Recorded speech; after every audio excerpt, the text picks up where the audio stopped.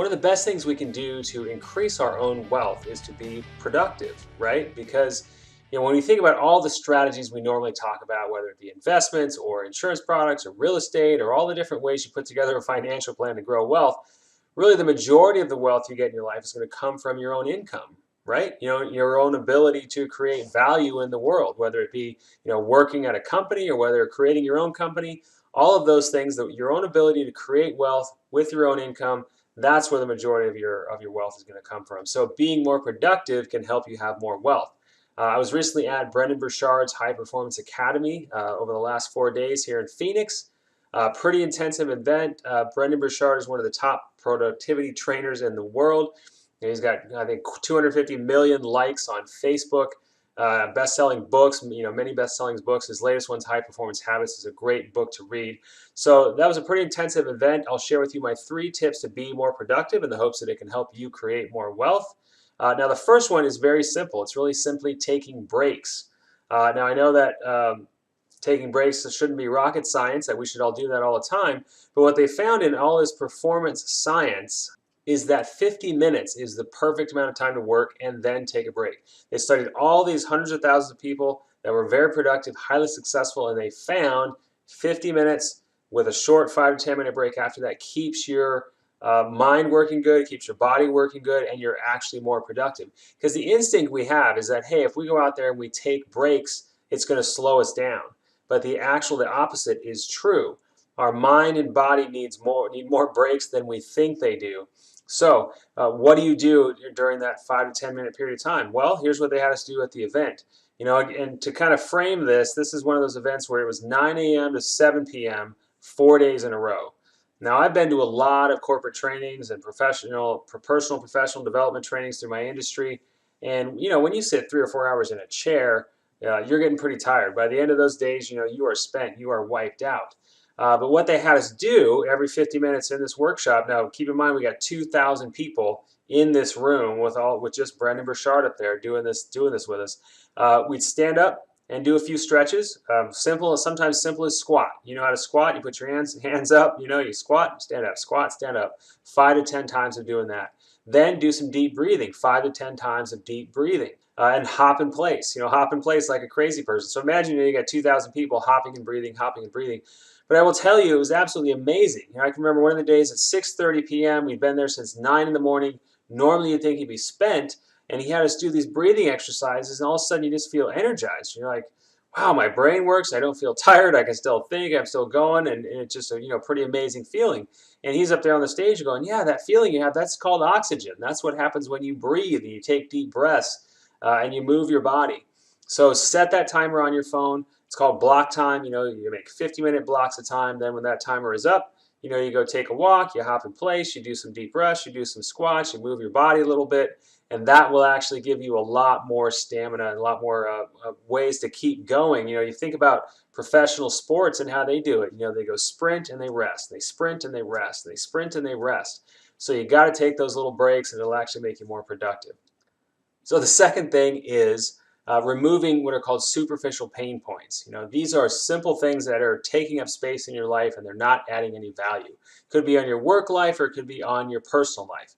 I'll kind of give you our personal life example, one that my wife and I recently went through.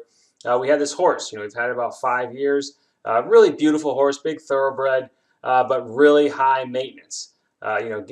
Gets a bunch of injuries, needs a lot of additional care at different times.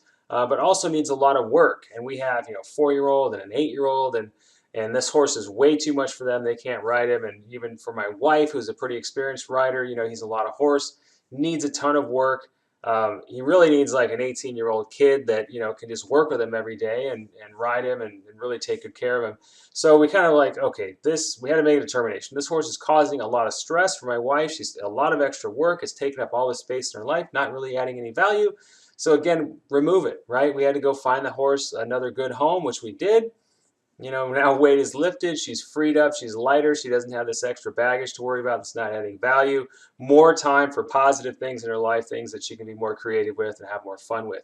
Same thing happens in the work environment. You have these projects you should quit. The 80-20 principle, right? 80% of the results come from 20% of the efforts, but you have all these other things that are taking up time.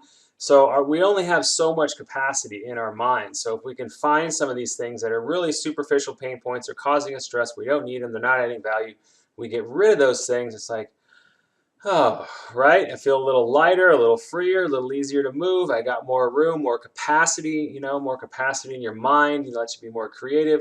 So that was a good takeaway. Look at your life, both personal and work. Get rid of some of those superficial things that you don't need, superficial pain points. Make life a little bit easier. The third one that I learned from the training is really pretty interesting. It's about the kind of the human condition, and that we're either in progress or we're either in struggle, and it's really easy to get caught up in struggle. And kind of the tell, to use kind of the poker reference that Brendon used, was that when you start saying things like, oh, no one understands, I'm the only one that gets this, no one else understands me, that's when you kind of know you're trapped in that struggle mode. And I've, been guilty of that too. I mean, on my business side of things, I'll give you an example. I'm working on a big project for the longest time. I've been trying to create really good financial and retirement planning courses, courses that people could buy and have a detailed explanation of strategies and products and how to pick them and understanding fees. All these things that could really help people, I think, because a lot of times I think people go to a financial advisor, and as soon as they leave that meeting, they forget 50% of what they talked about, because that's not your job, right? You may have had this experience. You go in and talk with an advisor. Maybe you sat down and talked with me and you had a really good meeting. Then you left. You go, what did we talk about again? Because, it's hard. It's not your job. So I always thought that, hey, if I can create really good financial courses that give people great information, good education, that can be a great resource for them to kind of go talk to advisors. They'll have a good framework. They'll know, and hey, I can go back and watch my videos. What do we talk about? Anyway, so doing that and building that out, I kind of like for things to be perfect. And I was running into a bunch of hurdles, and I would call consultants and people to help with some of the back end infrastructure and not always get the best answers. And you get this mode where it's like, oh, I'm the only one that understands this. I'm the only one that can figure this out. I'm just going to do it myself. And so I kind of caught myself in that struggle and decided that, all right, after going to this event, I'm just going to reach out to, I'm in all these Facebook groups. I'm going to reach out to all these other business owners, tell them my situation, just get some feedback, right? Real simple, just go out and ask for some help.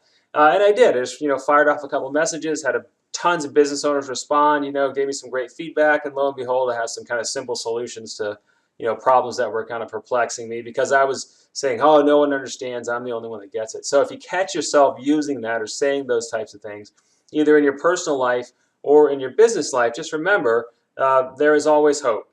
You're not the only one that's going through an issue. You're not the only one that's going through a problem. There's always other people who have gone through it. So find some new and creative ways to reach out for help and see if you can get some of those. When you do, it can really make things a lot easier, lighten the load, and then again, help you be more productive. So my 3 tips from Brendon Burchard's High Performance Academy. The first one is take breaks every 50 minutes. Set that timer, get up, stretch, move, breathe, go outside, take a little break, move your body around, get things going. Your body and your mind need more breaks than we think they do. And if you do that, that kind of judicially refreshing and replenishing, you will have more productivity and more stamina. Second thing, remove those superficial pain points, little things in life that aren't adding value, they just get rid of. Feel a little emotionally lighter, a little bit freer, more creativity, more productivity. And then finally, ask for help in the right ways. If you catch yourself, in that kind of struggle mode where I'm the only one that gets this, no one else understands me, only I can do this, just know that other people can't help. Find some new and creative ways to reach out and get some additional help right there. So hopefully these things can help you be more productive. I also suggest check out Brendon's book, High Performance Habits. That's his recent one. Check out his YouTube channels or Facebook. You just Google him. You'll find all his cool resources, but he's a good person to listen to on all the time. So hopefully these can help you create more wealth. Thanks for listening to the show this week, and we'll talk to you again soon.